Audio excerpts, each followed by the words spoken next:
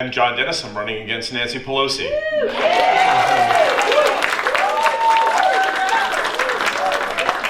This is God's gift to candidates. What an applause line, huh? I have to say thank Catherine.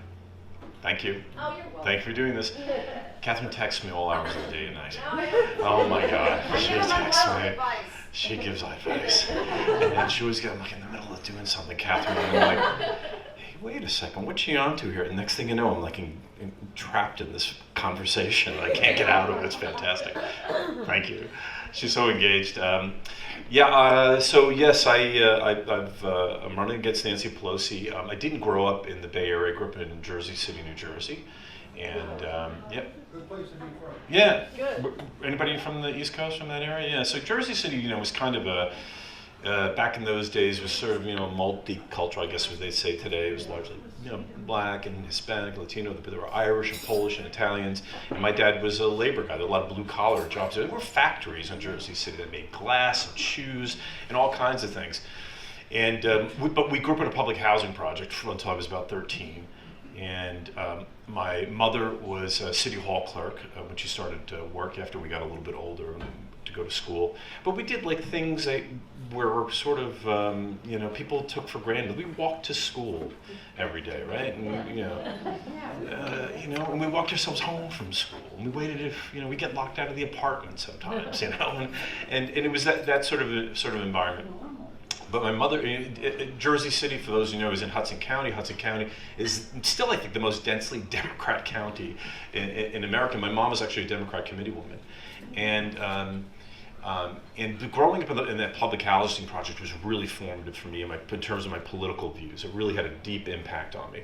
But I grew up, as a Democrat by osmosis, and when I first registered, I registered as a Democrat. I was in university and got involved in student government and became student body president. And I was lucky enough to go to good Catholic parochial schools, good Jesuit prep school, went to a Jesuit university. Here I am, president of the student body, and people start asking me questions as if I know what I'm talking about.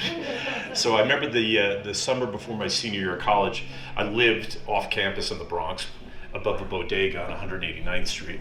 And I started reading about political philosophy, and I came across, of all people, Ayn Rand in 1984. Yeah. And for those of you, there's actually a book out there that says it usually begins with Ayn Rand, and it's totally true in my case. So I started reading, and I actually had a professor, a Jesuit professor, who was a libertarian, an anarcho-capitalist libertarian Jesuit, not to be topped, and a brilliant one at that. And I took him, and we had established a relationship, and it really drove me in to understand, free market economics, all the obscurantism that my own university was keeping me from, all the great thinkers and minds of free market economics that we weren't learning about. We learned about Keynes over and over and over again until we thought he was walking on water himself.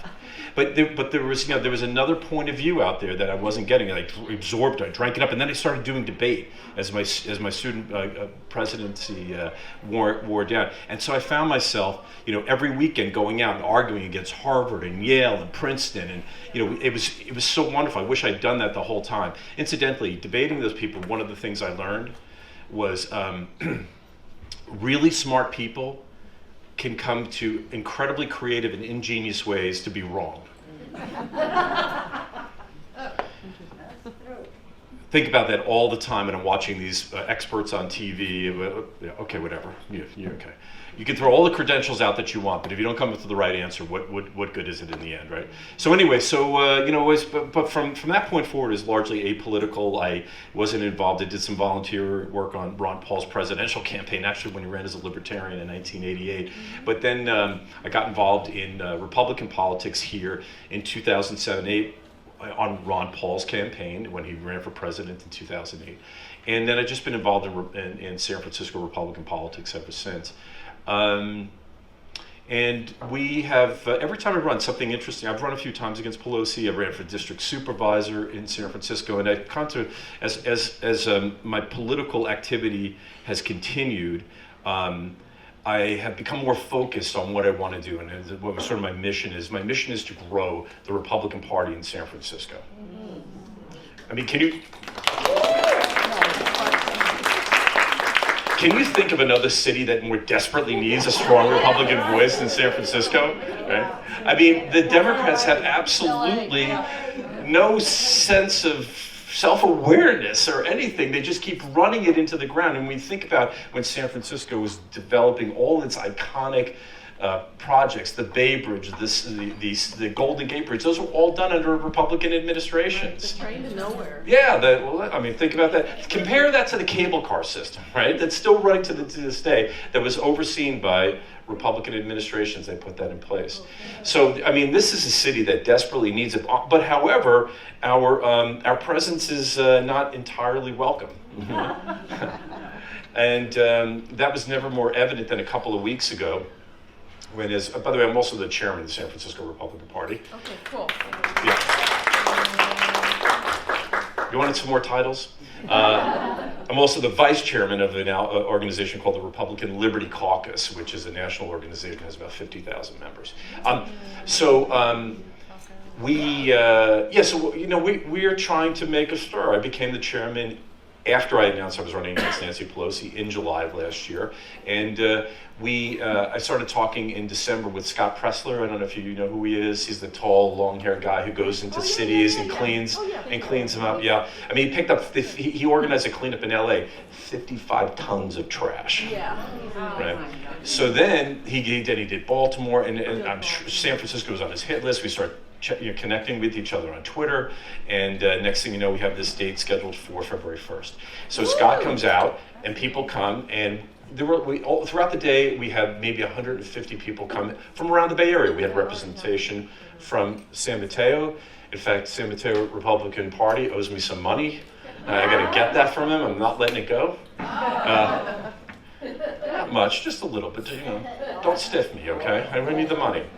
So anyway, we had fun, and it was a wonderful thing. I mean, people there, just from all over the place. Suburban moms from Walnut Creek, and gay guys from Utah. Some guy came in from Utah. We had people from LA, and it was a really nice vibe. So we fanned out. We met at the Civic Center, where San Francisco, where the public library is. We met there, and then we fanned out, and we were, going through, and we were finding astonishing things. I mean, amazing things. And if you go on my Twitter feed or my Instagram account, you can see some of the videos that we've put together, and you can see what happened there.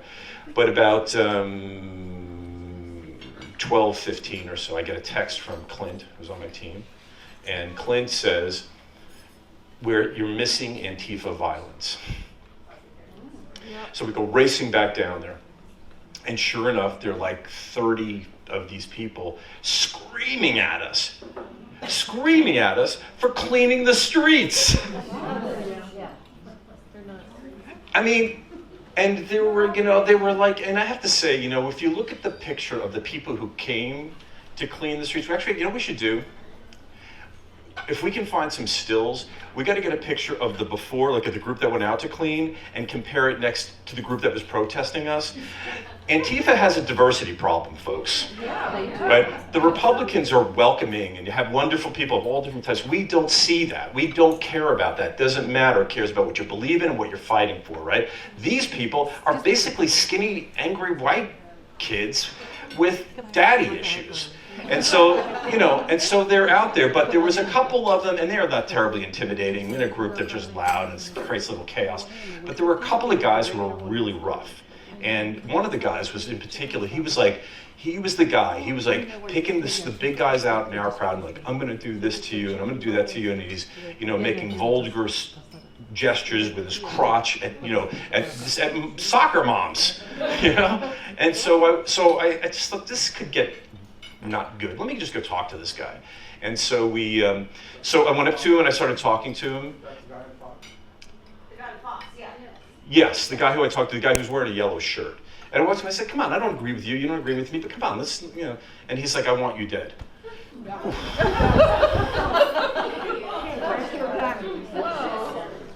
Whoa. Nice icebreaker. Whoa. Usually takes people a good minute before they want to kill me. Yeah, so I start talking to him, and then we have this exchange, and it's all up on my Twitter feed. Well, Sean back there was organizing it. Clint and I were debating about whether or not to put it out. I think we put it out on Monday, the following, like the 3rd or something like that. You know? And I was like, I don't know, I don't want to be a guy. I'm running for Congress and the chairman of the party. I don't want to be seen getting in fights with people. I mean, is this who you're really? All right, like, so they convinced me to put it out there.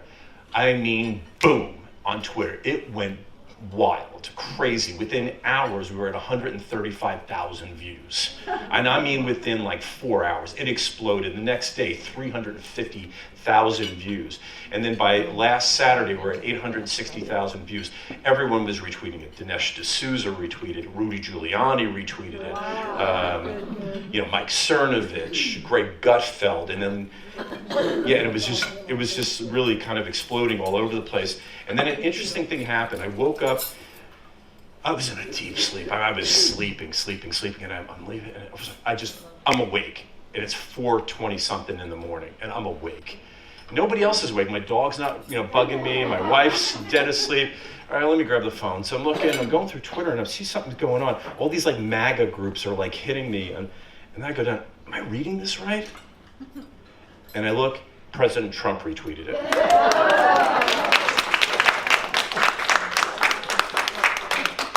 Now, the group, those people who I described before who retweeted it, and then after that, Laura Ingraham retweeted. But that group, that non-Trump group, have a lot of followers, like 8 million followers they have, right? Yeah.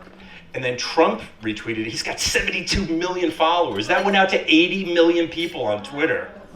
Think about that. So and it just blew up. It just sort of ruined my weekend. But I was tied up in things. And in the meantime, we're planning on, we had Rand Paul in last week. I don't know if you heard about that. We had Rand up in San Francisco. He spoke to the San Francisco Republican Party. We did a bunch of events with him. And, we're planning for all these events. And so we're doing all this. And then, Trump does that and really throws everything into a haywire. So anyway, it was really great. And then Laura Ingraham invited me on the show, and that was nice. I was on there on Monday night. And so we have the schedule set up for the meeting, and I'm supposed to introduce Rand. I'm supposed to give a report from the San Francisco Republican chairman, talk about my campaign. I'm out. Because the event started, like the dinner part started at 7, and Laura's on at 7, right? So I have to go. So the good news is the studio in San Francisco is very close by. I go over, I get ready to do the segment, and Sean has it queued up. And then just as Rand Paul is finishing up, we have a big screen there. It comes down, and then they put it up, and they put the segment up. And so the whole group got to watch the segment, and it was really, really fun. It was a nice thing. And then I got the makeup cleaned off real fast, and I checked. It took me 10 minutes to get back. I was back in the venue, and everyone was really enthralled about it, and got a big round of applause. So it was an exciting night, and because of this incident with this guy. Because he said at one point in this video, he reaches over and he knows he's not going to, goad me into a fight. When these cameras are turned off, I'm going to F you up. And so, I ran, of course, because I'm terrified of that. He's a big guy, right? He's not small, but no. I turned around and I said, "So you try it." And then we had a whole thing about, I told him he's got the wrong guy. And he did, because the point was that those guys don't want friction. They want to keep pushing through until somebody stands up to them. I stood up to him that day. And I think it was grateful that the president gave him some small satisfaction, and he was kind enough to send the tweet out again. But this is a common problem that we're now facing in San Francisco, and I think around the Bay Area. Like the Republican Party's gotten too small, and these Democrats are vicious. The progressive element in particular is really vicious. You want to live life in two different ways. Walk down a street in San Francisco, and then put on a shirt that says, "I'm a Republican," and walk down that same street and see what happens. And if you were to really up the ante, put on a MAGA hat and see what happens. And I ask you, don't order any food when you've got that MAGA hat on, because you don't know what you're going to get. But I think we could have those kinds of confrontations every single day. And it really, brought out into me that this is unacceptable. Right. This is totally and completely unacceptable. These Democrats are bullies. First thing, they traffic in obscurantism. They're hiding knowledge from us. They try shaming and stunning and intimidation. And then at the last resort, because they cannot argue, because they are completely failed in their political philosophy, they try and threaten you. And I'm telling you now, I'm not standing for it, and I'm not putting up with it. We are fighting back in San Francisco. We're going to keep taking this fight and shaming them for trying to intimidate us. You know, it used to be if you were, maybe in the 50s or 60s, you know, if you were gay and you were in the closet, you were at least kind of fashionable, right? I mean, you know, maybe you like take your gay friend to the party. The Republicans have to be deep in the closet in San Francisco, and don't you dare come out. Well, too bad. I'm out. This is who I am. This is what I fight for. This is what I stand for. And this is what San Francisco desperately needs. So for me, it is my deep pleasure to run against Nancy Pelosi. She has ruined this city. Look at what she focuses her time on. She's spending her time tearing up State of the Unions and giving fake claps and still sending out this Russia hoax nonsense. And meanwhile, I can take you to a place right now where people are living in conditions that you would think you're in the middle of Calcutta. It is an enormous distraction from her failure to run her own district. She has enormous influence in the district. She represents the district. She brings $500 million a year into San Francisco. Does she rubber stamp it, or does she use it as leverage to get City Hall to get its act together? We have just started to see the tip of the corruption in City Hall, right? With this guy from DPW, right? We just started to see the corruption with London Breed admitting that she took $5,000 from the guy who just got arrested by the FBI, who was already DPW. We have just begun to see the beginning of it. Nancy Pelosi has had zero leadership. She's running around still talking about he's not acquitted. Hey, listen, Nancy, come back to San Francisco and let's get this city cleaned up. So anyway, thank you. Yeah. So I mean, so that's what what we're doing. We're fighting, and I have to tell you, I don't call us the San Francisco Republican Party anymore. I call us the growing San Francisco Republican Party because our registration is up. Good question. I want to tell you one more thing about this. I'm so glad you mentioned that. Because this really gets under my skin. We have supervisors, county supervisors, right? The board of supervisors in San Francisco, right? They work with the mayor and get laws passed or whatever. We have 11 of them. One of them, the district that we were in is District 6, is a guy by the name of Matt Haney. He's the new supervisor from 18. And he is a progressive, supports Bernie Sanders, supports Pelosi because he'd be terrified not to. Right? But he heard that we were doing this cleanup, and he puts this tweet out, and he says, hey, hateful Trump people are coming in and doing some dehumanizing publicity stunt, right-wing publicity stunt down at the Civic Center. And then he's got this really like, be careful, be vigilant, watch each other's backs, like really sort of like dog whistly sort of stuff, right? Puts it out there, then this thing goes haywire for him. And what does he do? He's a lawyer, by the way. What does he do? Went to Stanford. Deletes the tweet. Anybody in the law knows it's a classic acknowledgement of guilt. He knew that this thing was wrong, that what he'd done is wrong. So think about it, folks. And so what did he do? I went and I started complaining about it on that Periscope. Next thing I know, he blocks me. I don't even know who he is. He blocks me on Twitter and Instagram. So, think about it. What does that really mean? Are we running goon squads at a San Francisco City Hall now? That's what we're at. This guy, by the way, is queuing himself up. He's going to challenge London Breed. He's galvanizing the progressive vote in San Francisco. He's going to challenge her to be mayor of San Francisco in 2023. This is what we're up against, folks. So anyway, got to keep the fight going. This is what I'm doing. It's been an exciting campaign, and particularly this last couple of weeks, this last month. I really sort of poo-pooed social media. I just didn't care, And I had 500 Twitter followers on Labor Day, and today we have 2 accounts, and we're up to 82,000. And happy to say tonight I'll be on Trish Reagan's show on Fox Business News, and we're going to keep exposing them. We can't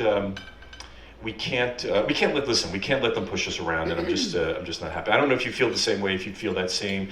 So to me, there's sort of always a low-lying tension and threat about being a Republican in San Francisco, maybe the greater Bay Area. They're willing to do terrible things to us, and I'm going to expose them. And I got a couple of ideas and some other things that we're going to do to keep that going. So I want to thank you all. This has been a pleasure. I was really looking forward to coming down and seeing you all. I love coming down to San Mateo. It's fun. I was telling the guys, when I first moved to the Bay Area in 1991, Ralston was my exit. I opened an office just over here, just off of Twin Dolphin. And so I like coming down here and spending time with you. And Catherine, thank you again so much. I'm happy to take some questions. Yes? Is the only way to follow you is on Twitter? I don't do social media. Oh, okay. No, we have a campaign website, johndennis.com. And you can follow us on Twitter and Instagram and Facebook. We're there. And we'll have an email list. So if you sign up for the email, we're happy to send you that. And yeah, we're active in a lot of stuff. Yes? Were the Antifa people local, and did they have masks on? Yeah, a bunch of them did. Lucky for me, this guy with whom I had the confrontation, and by the way, we have the clip on my Twitter page. It's like it's on our YouTube channel. Take a look at it. It's not even 60 seconds, 56 seconds long. You saw it? Mm-hmm. Yeah. Sean, by the way, did that video. Can we get a little round of applause for Sean? Brilliantly edited it. Oh, it's great. I'm a graduate of Cal, and I was very disturbed last year about those people coming in and destroying the campus. Yeah. And nobody, I mean, they're lawless, and nobody's calling them to task and saying, if you believe in what you're doing, why come without masks? Yeah. Because you are.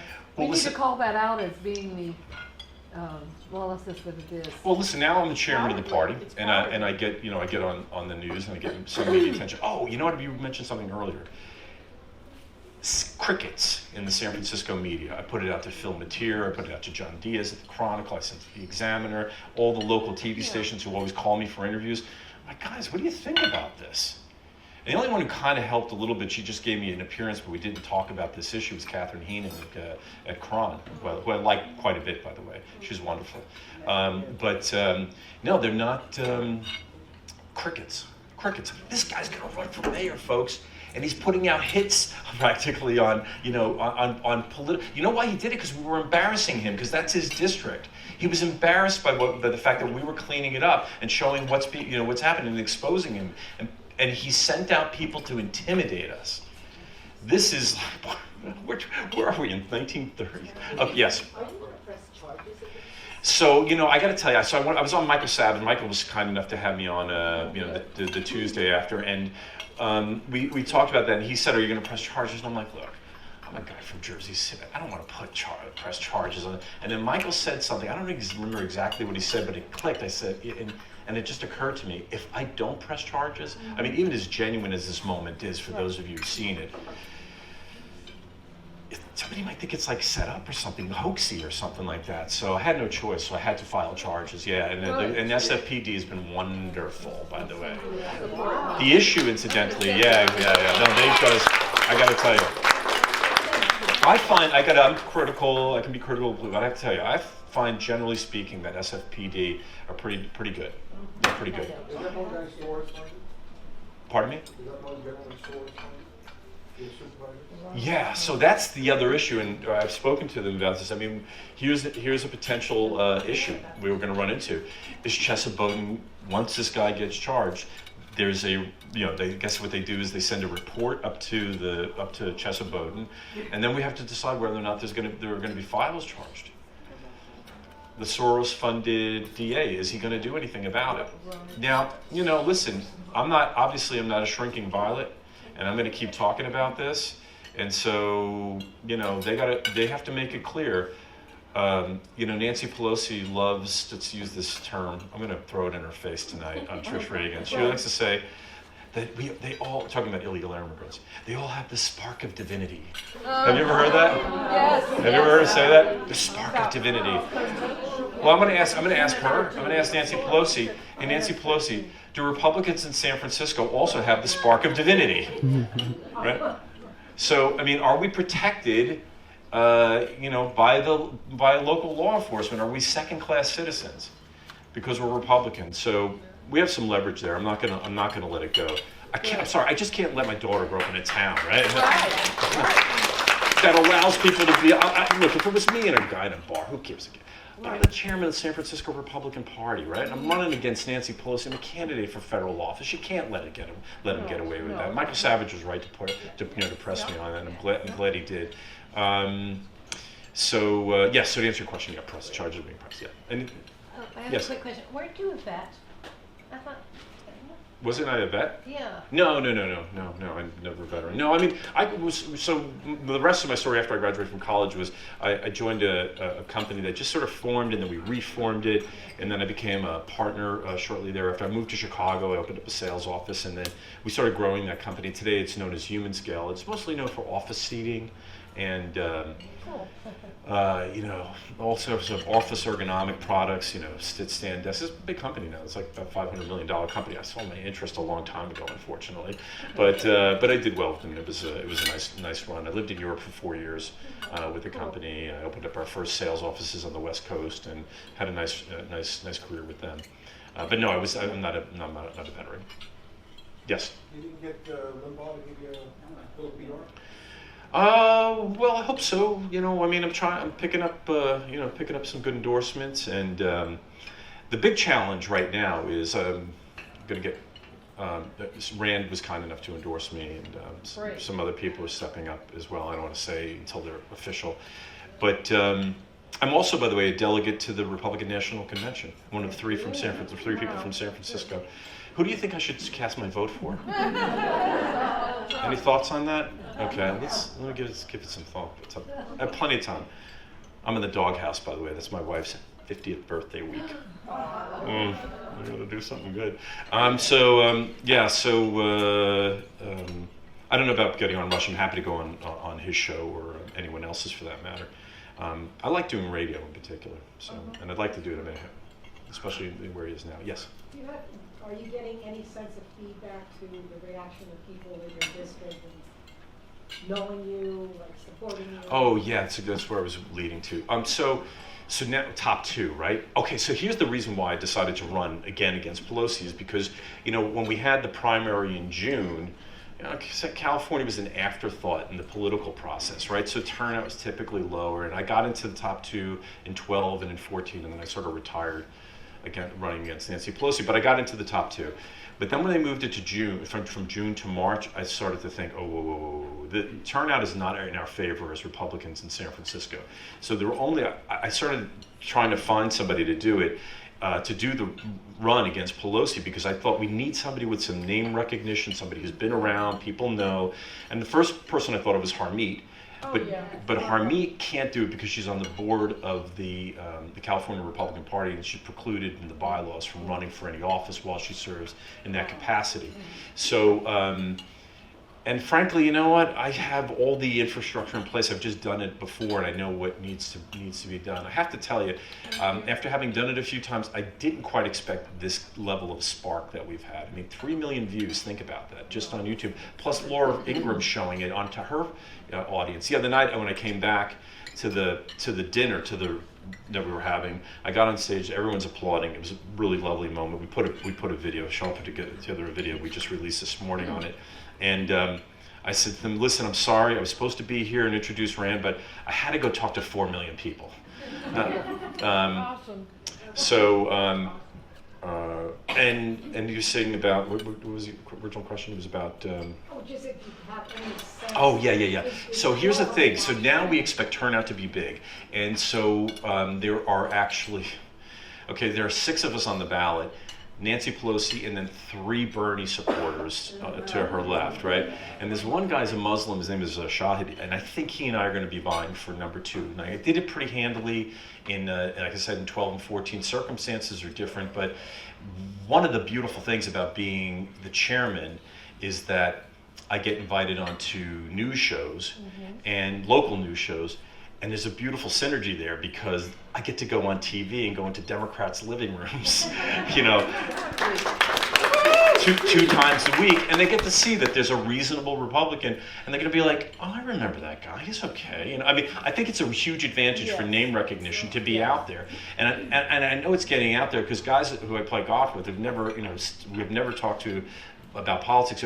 I saw you on TV that day and this day, so that's a huge thing. And we've had a great month in terms of fundraising. In fact, I am number 2 in fundraising after Pelosi in the race. I'm overcoming the Republican brand, and I'm supportive of Trump, and I'm not bashful about that. So I think those are kind of headwinds. Last headwind is I don't want to get into this whole thing. There is another Republican in the race. We have a Republican from Redondo Beach who put her name on the ballot as a Republican in San Francisco. I saw her and I said, where did this person come from? All of a sudden she thought. I got to say, never contacted the SFGOP to say, how would this impact you if I do this? And this is an issue that we're going to run into in the day and age of social media, and we can do fundraising, online fundraising, and that kind of thing. We're going to see these high-profile Democrat incumbents like Nancy Pelosi, AOC, those kinds of people. Listen, it really hurts us in the top 2 in California, Maxine Waters, Schiff, those kinds of people. Opportunists are going to come in, wear the Republican label, say, I'm running against this person, and try and make some money and run off into the night. And the bad thing is, this person who's running doesn't have a candidate statement in the official voter guide. Is used campaign funds to pay for her rent for a room in San Francisco. Hey, does anybody mind if I pay my mortgage with the money that people donate to me? Oh, I can't. Oh, I shouldn't do that, right? So anyway, it's an issue. It's another headwind. We'll deal with it. So. Is it legal? No, is it legal? Yes or no? To use donations to pay rent, personal rent or mortgage? So here's the thing. And I'm not talking about him, but his home. No. So if you, this guy Aaron, anybody know Aaron Park and Right on Daily? Ever go there? Right on Daily. Right on Daily follows California Republican politics. Aaron Park is the guy who writes that blog. He has a particular passion for finding hoaxers and grifters. My opponent is his nominee, one of his nominees for Grifter of the Year, and he has a whole segment on her, a whole series on her. He said in his article that he said it's legal but not ethical. But I sent him a text and I said, no, it's not legal. You cannot use your residence as your campaign headquarters and then pay the rent there. Sorry, it's a dual purpose. You can't do it. It's just not legal. Well, then you don't have to pay a mortgage anymore. Oh, wow. I knew there was going to be a side benefit to running against Pelosi. Yeah. Well, I used to sometimes vote Democrat until 2012. When I heard Obama going around the country saying the Republicans are the enemy. Yeah. And that hit me so hard. Yeah, sure. The Russians aren't the enemy, the Republicans are the Yeah. enemy, and that started putting the wedge in. And if we can somehow say, we love our kids, we love to be happy, we want a good life, for everybody, to try and get over the stigma that's going around for the last Well, I'm 10 glad you brought that up, and I'm gonna go into a little riff here if you don't mind. My goal, when I went up to that gentleman was my ideal end result would have been we shake hands and pat each other on the back. Okay, we agree to disagree. Let's move on. And just get down a leveling mode with this guy and diffuse it and let it go on. Fortunately, that didn't happen. But as provocative as they say Donald Trump has extended many olive branches to these people. Let's look at Nancy Pelosi, for example. When the Democrats won the House back in 2018, Nancy Pelosi was supposed to be Speaker of the House, except the newly strengthened and emergent AOC progressive wing of the Democrats weren't going to support her. She didn't have the votes to become Speaker of the House. Do you remember this? What did Donald Trump do?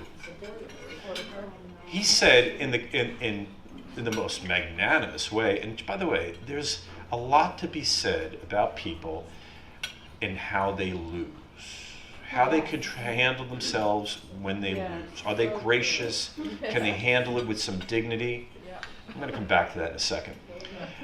But Trump said to her, Nancy Pelosi, congratulations, and you deserve to be the Speaker of the House. And if you can't find the votes, I'll get them for you from the Republican side. You deserve to be the Speaker.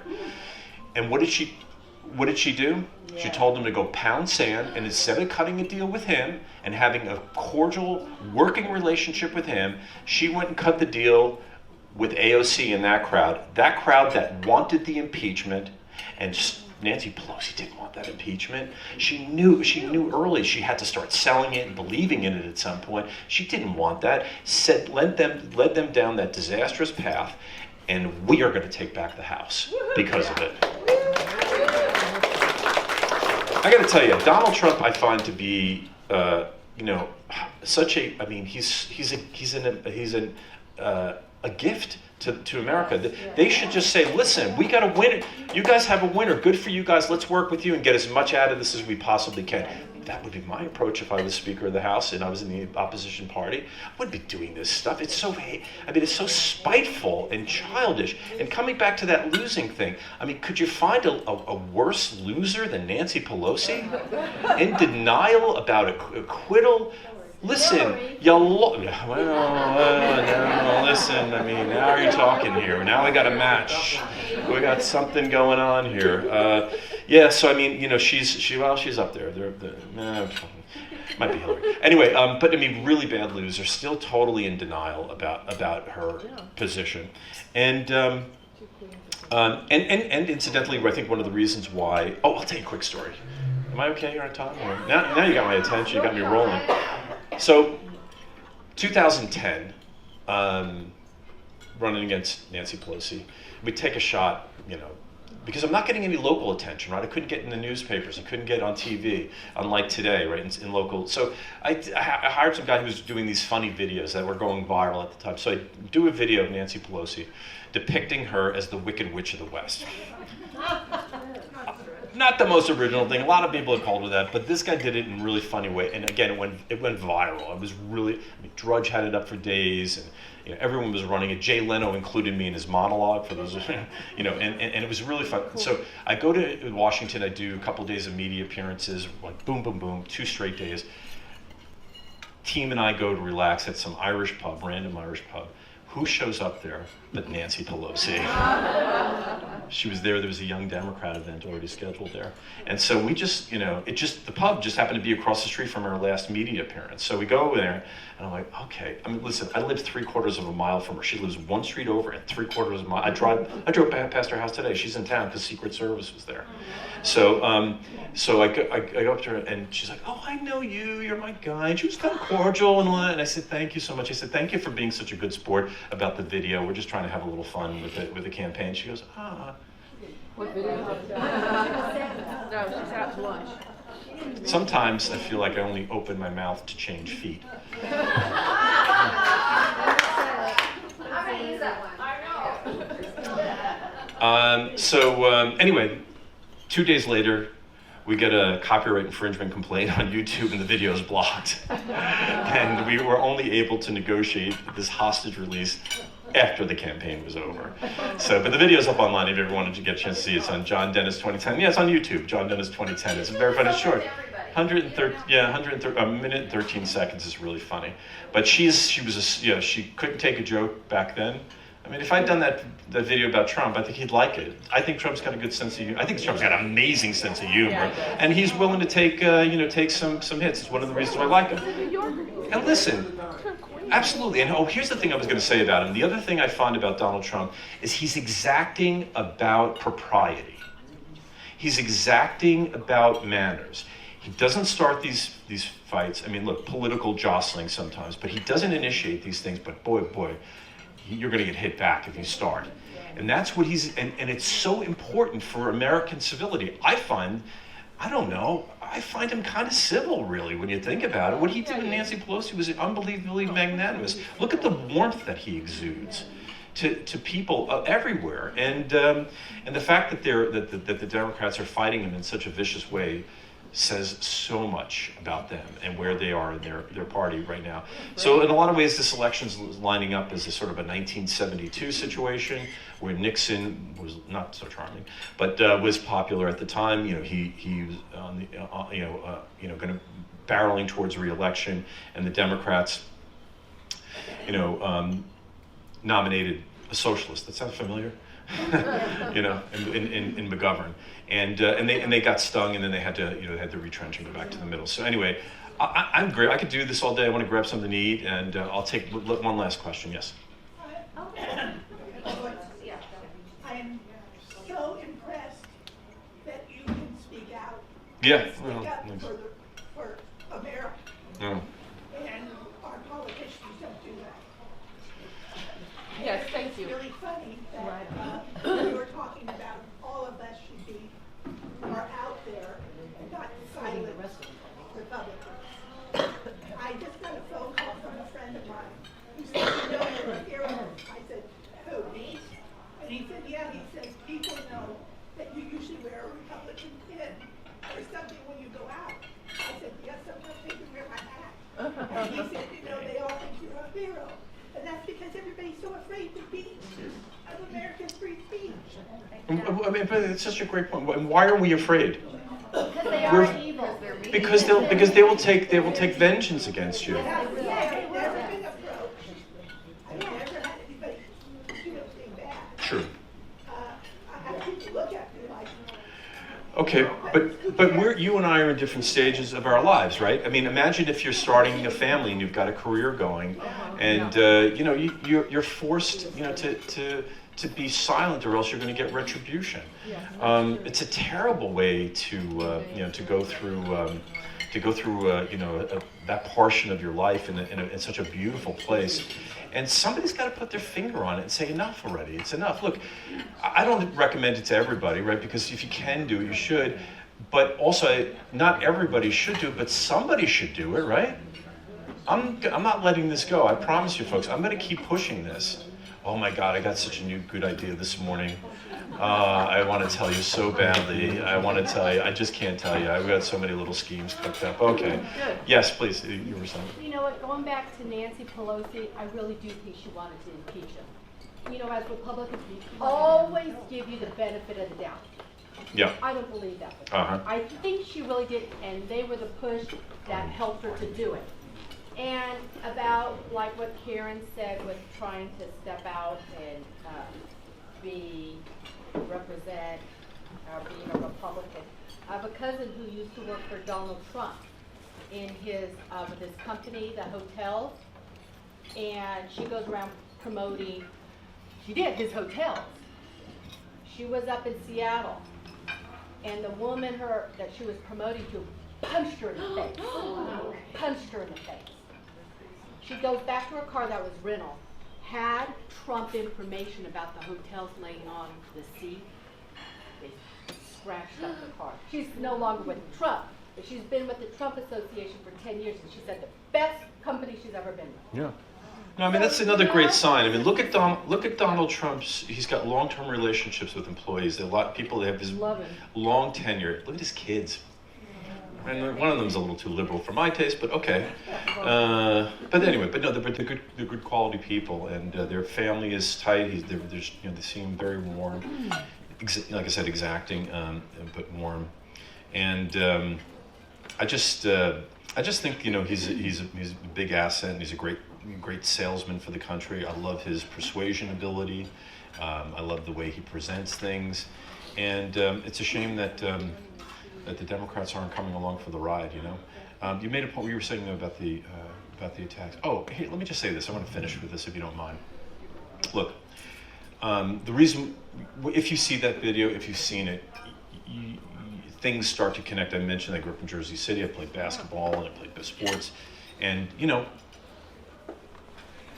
sometimes you got to stand up, right? You got to push back. This guy needed to get some friction and a pushback. I'm 56 years old. I'm not interested in going to protests. I'm not interested in fighting anybody. I'm not interested in any of this stuff and that sort of thing. And I don't expect there to be a sequel of me, getting into fights with. I'm certainly not picking them, but getting into fights with Antifa people. But I'm not. It was an illuminating thing, an experience for me, because it became visceral. It became so real. This is really what we're facing here, and it's it's just the exact opposite. The infrastructure has to support you, the police department. I'll do the heavy lifting. Sometimes somebody needs to kind of go out there on the edge, and so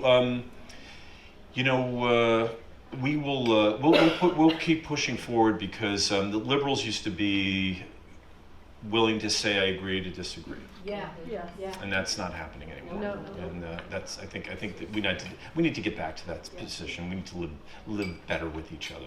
Okay, I said last one, but this is really the last one. Yeah. I guess for me, it's a reality check for me is all of this conversation is great. The question is, how do we get back to the civility that we lost? Yeah. Well, I'm going to reach out to London Breed, and there's a reason why I'm going to reach out to London Breed, but I'm going to talk to her and just say, listen, you need to be you represent all San Franciscans. It's a first step, by the way. You represent all of us. We're not second-class citizens, and it's not appropriate. By the way, I have a feeling she might be marginally interested in chatting with me because since Matt Haney has made it very clear that he's going to be her opponent in 2023. So you got to throw a little political calculation in there too. I was going to make a comment. I follow Matt's Twitter now, ever since that happened, did that bad supervisor that sick his dogs on, and I follow London Breed. Matt attacks her relentlessly. Yeah. She grew up in public housing in San Francisco. She's a San Francisco, but he wants her position. He attacks her relentlessly. Oh yeah, he's on TV all the time. I spoke to another person on the San Francisco Board of Supervisors who I know, and this person told me, "Oh, he is so clearly running against her. It's not even funny." So maybe she'll want to see somebody who has the moral high ground on him. Anyway, with that, let me thank you again. It's really nice to do this. I appreciate the latitude. Thank you so much for extending me some time. I appreciate that. So what And time are you on Fox for Treated? 5 o'clock, yeah. 5 o'clock. I'll be on Trish Regan at 5 o'clock. We're going to talk about this event, and you're going to get to see she's going to run that video again. And yeah. It's Fox Business. Yeah, 5 o'clock. That's today, yeah. Yeah, we're gonna head back up to. I'm gonna devour the sandwich and then go into the studio at some point. Hey, thank you all. Appreciate it. Thank you. My pleasure.